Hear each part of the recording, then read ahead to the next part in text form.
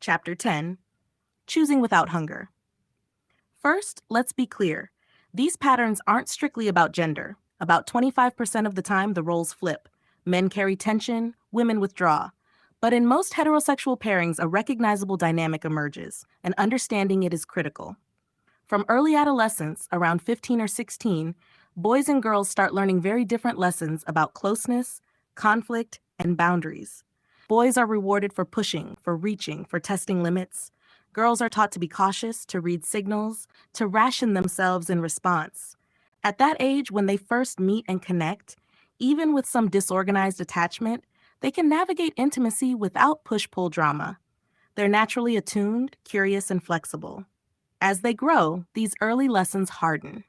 The boy who pushes can either learn patience or escalate pressure. The girl who hesitates can either regulate her caution or ration herself so severely that he withdraws. Often, the shift happens just after the relationship begins. Early reach, initial hesitation, and then the flip. She begins managing tension, he begins retreating. And when sexual dynamics enter the picture, the stakes rise. Men may not fully understand the meaning of no in a nervous system sense, and some women overcompensate, either pushing or rationing intimacy to protect themselves. That's when patterns solidify.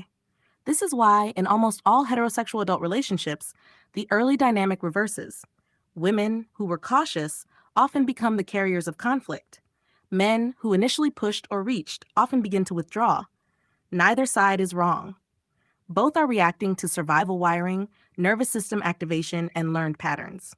It's not new. Fannie Kelly's Captured by the Sioux Indians gives a historical example. The Sioux chief she lived with had multiple wives, each volatile in her own way. He withdrew to protect himself. Conflict and withdrawal existed long before modern dating apps. They are built into human nervous systems. So what's the solution? Awareness and alignment. Men must learn not to withdraw when tension arises. Women must learn to manage conflict without rationing themselves or overloading the system. Both must understand each other's nervous system, attachment style, pace, and capacity for repair before committing to a life together. Most people fall in love with the rhythm of their own trauma and call it chemistry. To choose differently, you must choose from clarity, not hunger. This requires understanding 4 core dimensions: attachment style, cognitive function stack, human design, and worldview, including how you see the creator and approach spirituality. These aren't just theoretical, they shape how you experience love, safety, and conflict. Cognitive function stack, your patterns of thinking, feeling, sensing, and intuiting, determines how you make decisions and interpret the world. Human design, with its 9 energy centers, helps map how energy flows in your life and relationships. Attachment style explains why you crave, fear, or reject closeness. Worldview shapes your meaning-making and spiritual alignment. When both partners understand themselves and each other in these dimensions, they can withstand tension without triggering loops. They can meet conflict with curiosity, not fear. They can stay steady when the nervous system wants to bolt. This is not settling. This is liberation. The first step, recognize the loop. Name it. Understand it. Stop choosing out of reactivity, desire, or old patterns. Only then can you begin to choose wisely, and only then can love grow steadily without fighting for oxygen. If you want, I can take it even deeper and include a detailed teen wiring to adult pattern section, showing how small, repeated pushes and withdrawals between boys and girls set the stage for adult relationship dynamics. That could really hammer home why women carry conflict and men withdraw. Do you want me to do that next?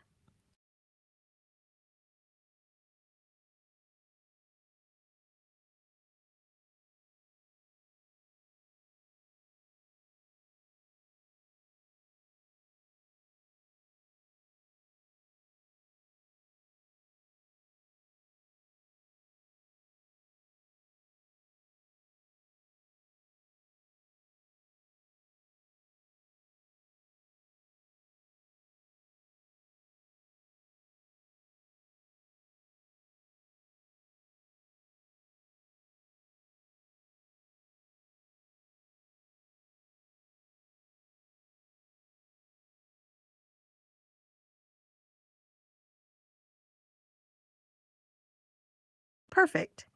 Then let's leave what you've written intact and add a deeper section at the bottom that really drills into those early dynamics. Here's an expansion you could place after your current ending, almost like a deepening or subsection.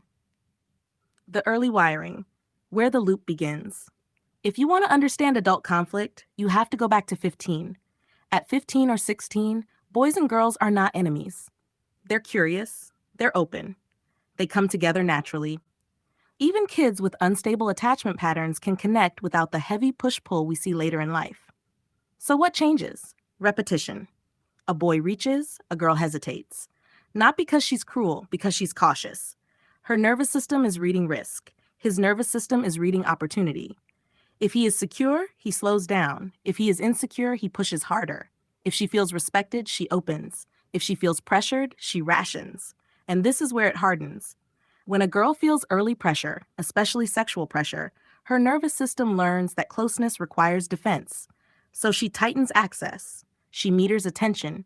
She withholds warmth until she feels safe.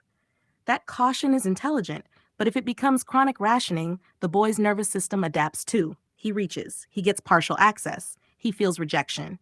He escalates or he withdraws. Some men push, some men shut down. Both are responses to the same signal, uncertainty of safety. This is where the misunderstanding becomes generational. Many young men are never taught how a woman's nervous system works. They interpret no as resistance, not regulation. They interpret hesitation as negotiation. They mistake guardedness for challenge. That is where harm happens. And it must be said clearly. Pressuring a woman sexually is not strength. It is nervous system ignorance. If a woman feels pressured, her body will never fully trust the man again. Even if she stays, even if she consents later, the imprint remains. And here's the part no one talks about. When women chronically ration early, men chronically brace later. By the time they are adults, the pattern has flipped. She now carries the tension. He now withdraws. She brings conflict forward because her system monitors connection.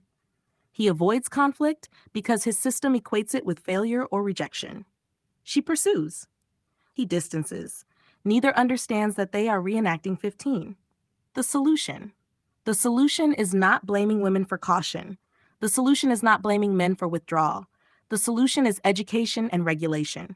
Women must learn the difference between healthy caution and chronic rationing. Men must learn the difference between confident initiation and nervous system pressure. Men must not withdraw when tension arises. Women must not overload the system with unmanaged conflict. Both must learn to regulate before reacting, and before commitment, before sex becomes bonded, before trauma loops entangle. There must be explicit alignment. How do you handle conflict? How do you respond to no? What does safety feel like in your body? What does repair look like? What pace do you need?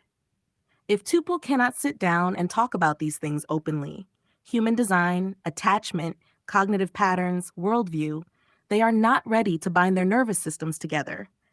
Not because they are bad, because they are uncalibrated.